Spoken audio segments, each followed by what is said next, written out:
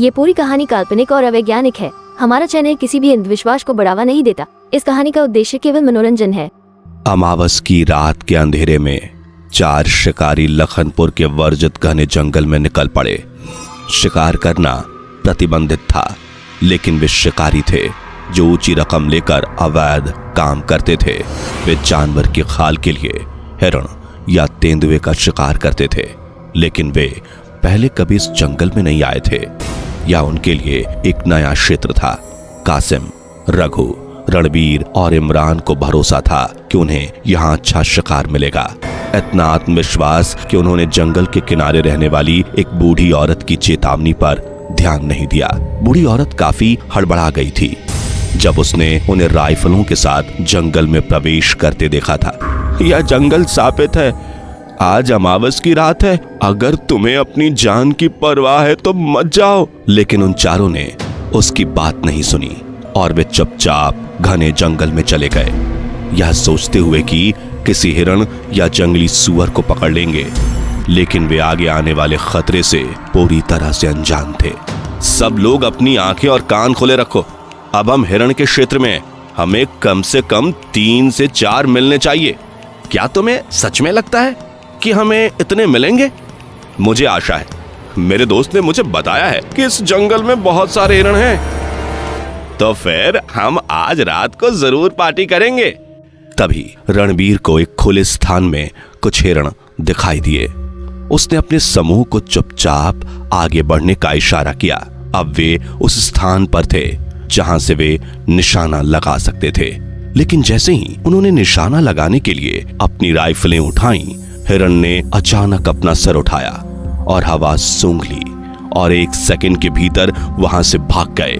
पेड़ों पर पक्षी भी फड़फड़ाने लगे और उड़ गए। फिर 1 मिनट के लिए एकदम सन्नाटा छा गया और फिर जंगल में हल्की सी गुर्राहट गूंज उठी। उनकी नम त्वचा पर रोंगटे खड़े हो गए। वे चारों घबराकर एक दूसरे पर नजर डालते हुए स्तब्ध हो गए। तभी एक तेज दहाड़ के साथ एक विशाल बाघ अंधेरे से बाहर निकला। उसकी आंखें भूख और द्वेष से चमक रही थीं। हे भगवान, इसका आकार देखो। घबराओ मत, तुम जरा सा भी डर दिखाओगे वो हमला कर देगा। विशाल बाघ सीधे कासिम को घूर रहा था। उसका जबड़ा अपने नुकीले दांतों को प्रदर्शित कर रहे थे और उसकी लार उसके मुंह से टपक रही थी। रघु, जो इतने विशाल जानवर को देखकर दूसरों से ज्यादा घबरा गया था, एक चट्टान से टकराया और गिर गया। उसकी राइफल से गोली चल गई। बाघ गुस्से से दहाड़ा और झपटने के लिए नीचे झुक गया। गोली मारो! दहशत फैल गई क्योंकि सबने एक साथ शूट किया। रात में गोलियों की आवाज गूंज उठी और उसके साथ एक दर्दनाक आवाज भी, मौत की आवाज। बाघ ने अपना पहला शिकार किया था। बाघ ने रघु की गर्दन फाड़ दी थी। जानवर का मुंह खून और मांस से भरा हुआ था।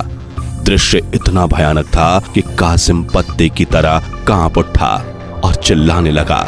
बाघ शोर से चिढ़ गया और उसकी ओर क्रोधपूर्वक देखने लगा। ये मुझे मार डालेगा, मदद करो, मैं मरना नहीं चाहता। कासिम भागने लगा। बाघ ने दहाड़ कर पीछा किया। रणवीर और इमरान, जो अभी भी सदमे में थे, तुरंत होश में आए और बाघ के पीछे भागे। घातक आदमखोर कासिम का पीछा कर रहा था। रणवीर और इमरान पीछे से लगातार बाघ पर फायरिंग कर रहे थे, लेकिन बाघ अजेय लग रहा था। ऐसा लग रहा था मानो कोई अदृश्य शक्ति उसे लगातार बलपूर्वक आगे बढ़ा रही हो। कासिम के हर कदम के साथ बाघ करीब आता गया। वह अपनी पीठ पर जानवर की गर्म सांसें महसूस कर सकता था। तभी बाघ ने अपने ताकतवर पंजे से जानलेवा हमला कर दिया। कासिम की पीठ पूरी फट के खुल गई थी, जैसे किसी ड्रेस की जिप खुल गई हो। अब बाघ अपना काम पूरा करने ही वाला था कि तभी एक साथ 2 गोलियां चली और फिर अगले ही पल धीमी गति से बाघ कासिम के ऊपर गिर पड़ा। कुछ देर तक पिन ड्रॉप साइलेंस रहा और फिर अचानक मौसम बदल गया। तेज हवा चली, अंधेरे आकाश में बिजली चमकी और फिर अचानक उन शरीरों में बिजली सी दौड़ गई। क्या हो रहा है? कुछ ठीक नहीं है। तुम सही कह रहे हो, हमें यहाँ से जाना चाहिए। अरे नहीं, देखो, हे भगवान।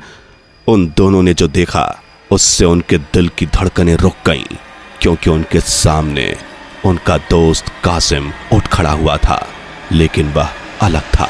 उसका मुख बाघ का और शरीर मनुष्य का सा था। इमरान और रणवीर डर के मारे अवाक रह गए। कासिम हैवान बन गया था।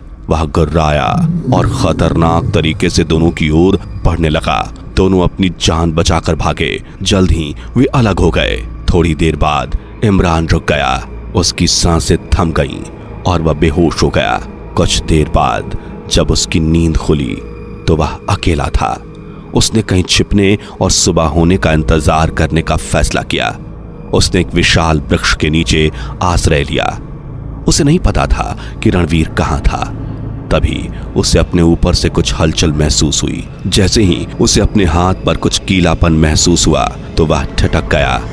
जब उसने करीब से देखा तो उसे पता चला कि यह खून है। फिर उसने ऊपर देखा। रणवीर का अधखाया शव एक डाल से लटक रहा था और उसके पीछे पत्तों के अंधेरों के बीच उस जानवर की लाल आंखें उसे घूर रही थी। उस रात एक और चीख ने रात के सन्नाटे को चीर दिया और फिर सब कुछ शांत हो गया। तो दोस्तों, कैसी लगी आपको वीडियो? उम्मीद है मजा आया होगा। तो जल्दी से अपने दोस्तों के साथ शेयर करो और चैनल को जरूर सब्सक्राइब कीजिएगा। तो मिलते हैं अगली वीडियो में। बाय।